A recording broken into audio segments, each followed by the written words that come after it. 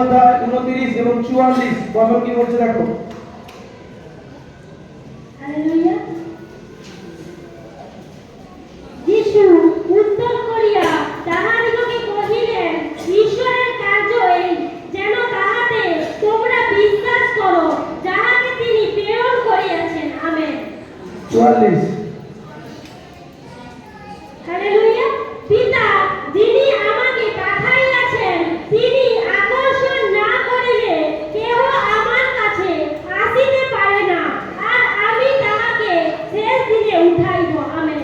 Hallelujah. দেখো Bible বলছে যিশু উত্তর করিয়া তাহাদিগকে কহিলেন, ঈশ্বরের কার্য এই, যেন তাহাতে তোমরা বিশ্বাস করো যাহাকে তিনি প্রেরণ করিয়াছেন। কাকে? প্রভু যিশুকে। পিতা প্রভু যিশুকে প্রেরণ করেছেন। আর ঈশ্বর সবথেকে বেশি খুশি হবে যখন তুমি প্রভু যিশুকে বিশ্বাস করবে, প্রভু যিশুকে গ্রহণ করবে। তখনই বাইবেল বলছে পিতা যাকে পাঠিয়েছেন তিনি হচ্ছেন প্রভু যিশু, আর আমরা প্রভু যিশুর অনুসারী। হালেলুয়া। প্রভু যিশু আমাদের মধ্যস্থ। হালেলুয়া।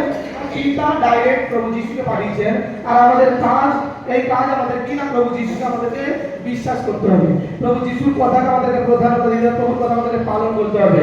তা আমাদের বলছে 44 পিতা যিনি আমাকে পাঠাইয়াছেন তিনি আকর্ষণ না করলে কেউ আমার কাছে আসিতে পারে না, আর আমি তাহাকে শেষ দিনে উঠাইব। আর যতজন বিশ্বাস এখানে তোমরা উপস্থিত হচ্ছ, আর যতজন বিশ্বাস তোমরা বাইবেল বচন শুনতেছ, প্রভুর রাজ্যের জন্য তোমরা যোজনাকে পূর্ণ করতেছ, তোমার জীবনে প্রভু যে চাইছে তা পূর্ণ করছে। তুমি ভাবছো আমি দরিদ্র, আমি কষ্ট, আমি এতদিন আছি, আমার জন্য কেন কিছু হয়নি।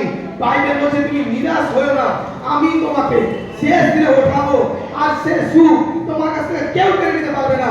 মনে রাখো প্রত্যেকটা বিশ্বাসী, আজ তুমি যদি এখানে সুখে থাকো, তোমার পাড়ার ব্যক্তি একদিন তোমাকে নিন্দা করবে। হ্যাঁ কি না? সবাই নয়, কিছু জন। তুমি যদি সুখে থাকো, শান্তিতে তোমার স্বামী, সন্তান, স্ত্রী, মা বাবাকে নিয়ে তুমি আছো, দেখবে তারা তোমার পিছনে লেগে যাবে। এরা তো ভালো থাকে কি করে, এদের জীবনে তো মঙ্গল হয় কি করে, এরা তো খুশি থাকে কেন, পিছনে রাখবে। কিন্তু বাইবেল বলছে যখন পিতা তোমাকে সেখানে নিয়ে যাবে, সেখানে তোমার সুখ দেখে সবাই আল্লাহর প্রমোদ করবে, কেউ তোমার নিন্দা করবে না, কেউ তোমাকে নিচে নামানোর চেষ্টা করবে না, প্রত্যেকজন তোমাকে আরো হরিবোল করবে, প্রত্যেকজন তোমাকে আরো আনন্দ করবে। আর পরমেশ্বর তোমাকে সেই স্থানে নিয়ে যেতে যাচ্ছে, পরমেশ্বর তোমাকে সেই জায়গাতে নিয়ে যাচ্ছে, পরমেশ্বর তোমাকে সেইখানে নিয়ে যাওয়ার কথা দিচ্ছে। তিনি তোমার আমার ঈশ্বর, তাই তিনি চান তোমরা সেই জায়গাতে থাকো। তোমরা যদি এখানে আটকে থাকো, এটা আমার পরমেশ্বর পিতা চান না যে তোমরা শুধু এই জায়গাতে আটকে থাকো। প্রভু চায় তোমরা আরো উন্নত হও, প্রভু চায় তোমরা আরো আশীষিত হও, প্রভু চায় তোমরা আরো ব্লেসিংয়ের সাথে থাকো, প্রভু চায় তোমাদের জীবনে আরো যে যোজনা পিতা করেছেন সে যোজনা পূর্ণ হোক। এ পরমেশ্বর চায়। আর তোমরা কি চাচ্ছ? আমার জীবনে শুধু রোগ সুস্থ হয়ে যাক, আমি শুধু এই টাকার ঋণ থেকে মুক্ত হয়ে যাক। আরে না, কবে শিখবে?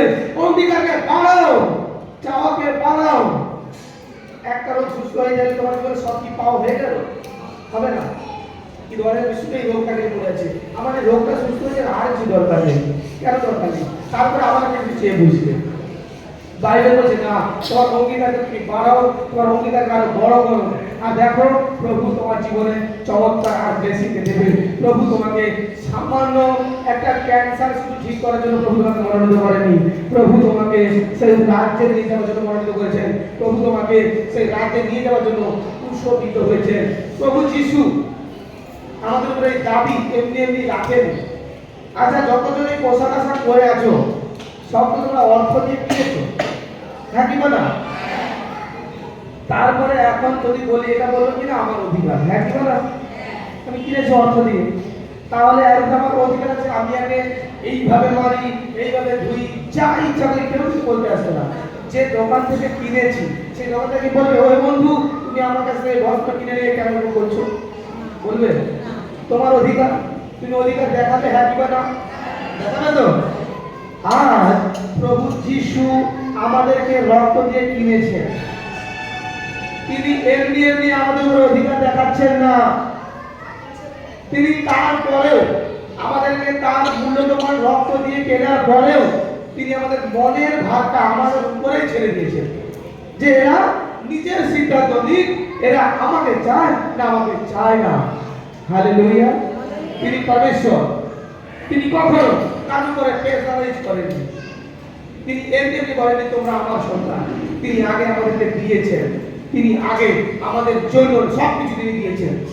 তার মূল্যবান রক্ত দিয়ে কিনেছেন, আমরা তার রক্ত দিয়ে কেনা হয়েছি।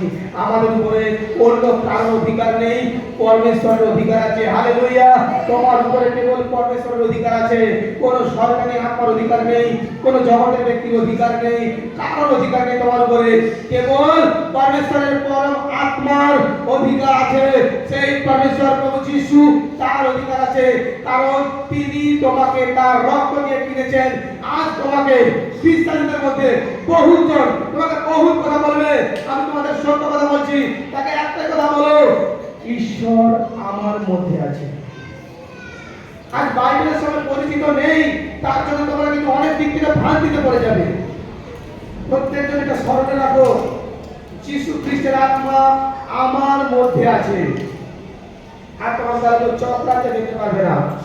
তোমাদেরকে আজকের দিনে এই পুলপিটে দাঁড়িয়ে বলতে লজ্জা হয়, আমার কাছে প্রুফ আছে। অন্য মণ্ডলী, বিরাট মণ্ডলী, লাইভ চলছে বলছি, বিরাট মণ্ডলী আমার মণ্ডলীতে আসতে লোককে বারণ করতেছে। হালেলুয়া। ভাবো, যুদ্ধ তো সমানে সমানে হয়, 3200 কোনোদিন হয় না, হয়। তা সত্ত্বেও তারা ভয় পিছিয়ে আসতেছে, মুখে বন্ধ ভূমিকা করতেছে, মানুষকে ভয় দেখে বিভ্রান্ত করতেছে। কেন ভাই ভয় দেখাচ্ছে কেন মানুষকে? কি কারণে ভয় দেখা বলো? বরঞ্চ যদি কেউ মন্দতায় চলে, পরমেশ্বর যদি তুমি প্রার্থনা করো, প্রভু বিচার করবেন, তাকে বন্ধ করে দেবেন। হালেলুয়া। আমার কাছে খবর আছে, আমার কাছে সাক্ষ্য হয়েছে, পিত্তের রোগ থেকে মুক্ত হয়েছে, জবের সঙ্গে ব্লেসিং হয়েছে, দিয়ে হঠাৎ করে ফোন এসেছে, আমার সাক্ষ্য ডিলিট করে দাও, আমি তোমাদের সাথে জুড়বো না, আমি যেখানে জুড়ি সেখানে বলেছি তোমাদের কাছে যেতে না।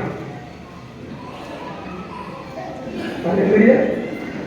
কোনো অসুবিধা নেই ভাই, তোমার যেখানে যে তুমি সেখানে যাও, আমার কোনো আপত্তি নেই।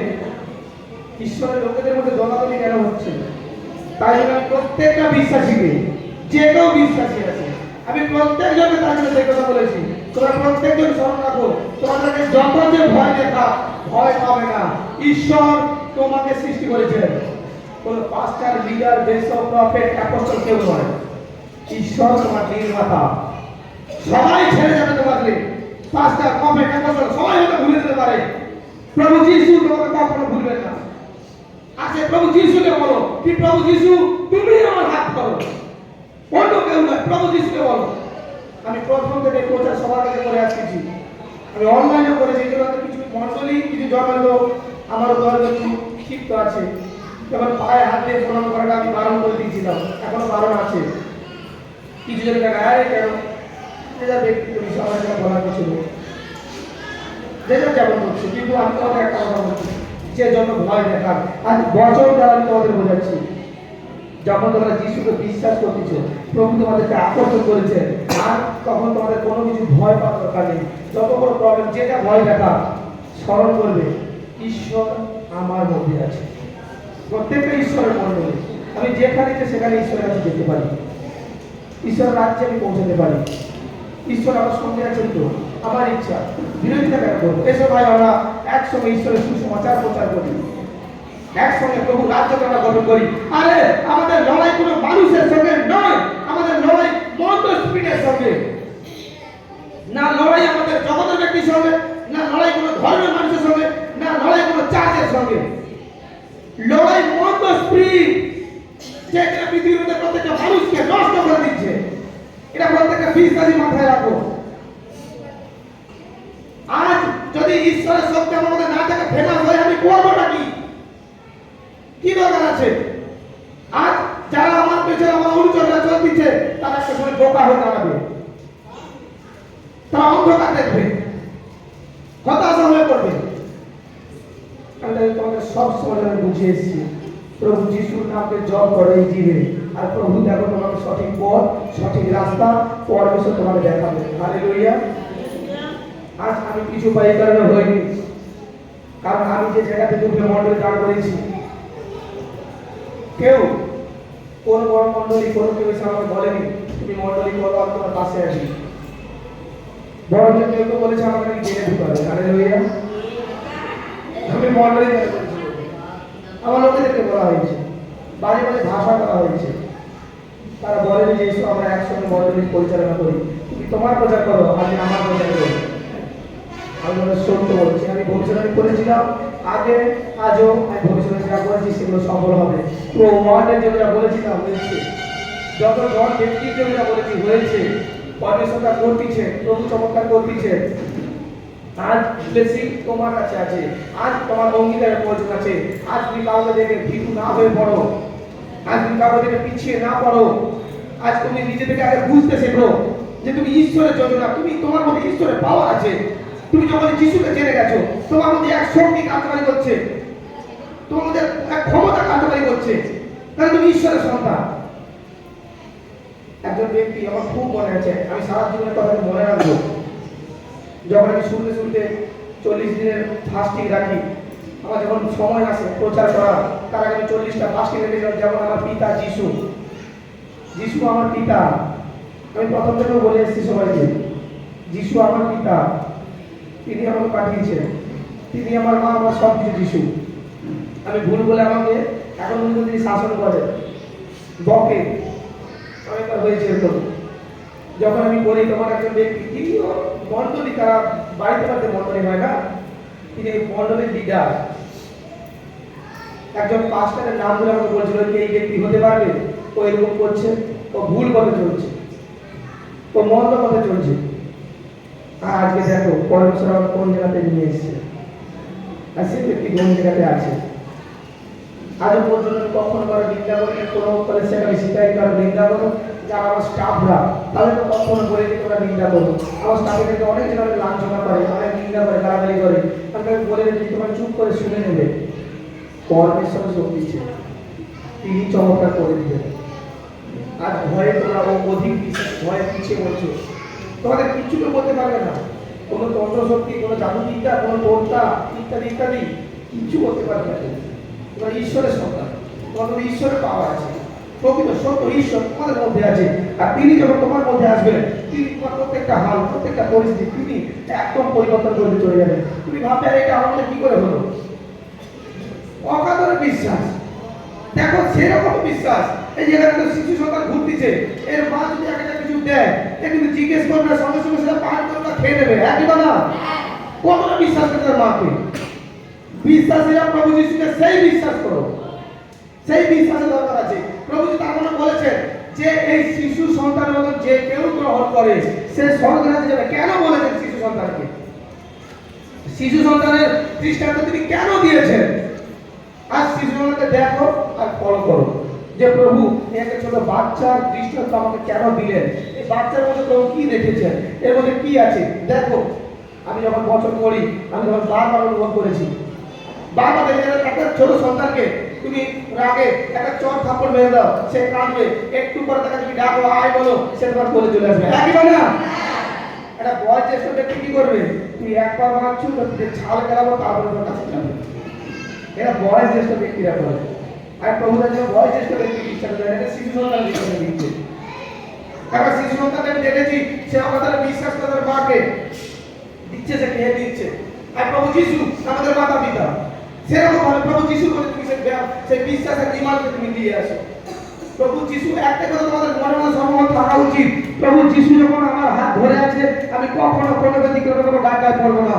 প্রভু যিশু যখন আমাকে ধরে রেখেছেন, কারোর ক্ষমতা নেই আমার গায়ে একটা আঁচড় কেটে দিয়ে যাবে। এই বিশ্বাসের উপর আগে রাখো। আর এই বিশ্বাসে দেখবে তোমরা কতগুলো যে সমুদ্র পারাপার হয়ে যাবে, তোমরা নিজেরাই বুঝতে পারবে না। পিছন ফিরে দেখবে যে তোমরা কয়েকটা সমুদ্র পারাপার করে গেছো। সেই সমুদ্র কি? রোগ, অর্থ প্রবলেম, পারিবারিক প্রবলেম, ডিপ্রেশন, বিভিন্ন সেই সমুদ্র তোমরা পারাপার হয়ে যাবে যদি সেই প্রকৃত বিশ্বাস থাকো। অনেক বিশ্বাসীরা তরমল করে, সেই বিশ্বাসী দরকার নেই, সে বিশ্বাসী হওয়ার কোনো প্রয়োজন নেই। খাঁটি বিশ্বাসী হও, তাতে তোমার জন্য চমৎকার হবে।